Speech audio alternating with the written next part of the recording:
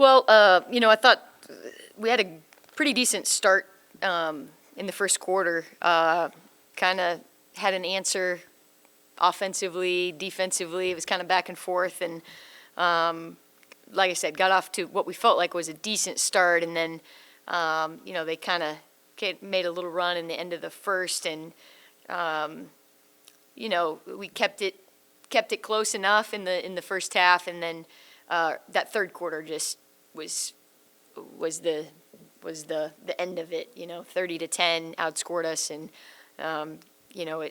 it was only a 10-0 run, but it felt like more than that, and that 10-0 run was piled on top of an 8-point lead already. So then it turned 18, and then kind of just unraveled on us pretty quickly.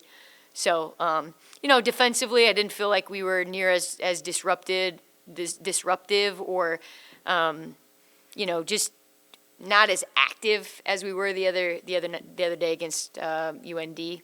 And then I feel like credit ORU, they did a great job of capitalizing on our turnovers. They had 20 points off of our turnovers. Just felt like every time we gave them a live ball, they capitalized on it. So, tough night for us.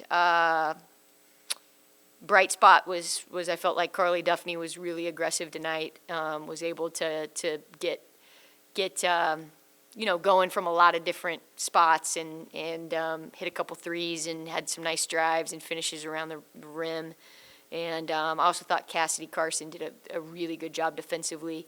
Number 10 is a tough assignment, and Cass, early on had a couple blocks on her, and just did a really good job of limiting her opportunities. She had 12, but it took her 13 shots to get those 12. So thought Cass did a really, really good job defensively tonight.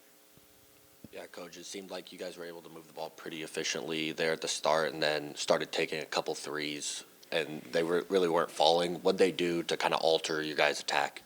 Well, initially, really throughout the whole game, they ran a lot of bodies at Grace. Everything at Grace had, lots of resistance today. If she did get it in the paint, they were bringing bodies there too. Just really making her, have to throw it through bodies or finish it through bodies. Grace had 10 turnovers. She hasn't had 10 turnovers in a long time. This was a tough night for her in that regard. Like I said, they did a good job of running a lot of bodies at her. And we had some open looks. They were early. And against a team like ORU that really likes to play up and down, that's a little bit tricky because you'd like to maybe have a little bit of a longer possession. The challenge with that is sometimes you don't get to decide when you're going to get the wide open shot, So it's a kind of a catch-22 there because we were getting open looks early. I think if some of those go down, it stretches the floor a little bit, opens things up. But we didn't hit some early ones, and so then they continued to sit in and really, put bodies at Grace. Mid-range shots, even some difficult ones where you guys played good defense. Just how hard is that to adjust on the fly for? Yeah, 11, that's what she does, That's her shot. And, she shoots it kind of up behind her head. It's hard to get to. It's hard to contest without fouling. I thought some of them were pretty contested. The thing I was maybe a little bit disappointed is we were kind of letting her get to her spot a little bit easier than I would have liked. If we could have given her maybe a little bit more resistance before she gets to that spot, I think it's a different shot.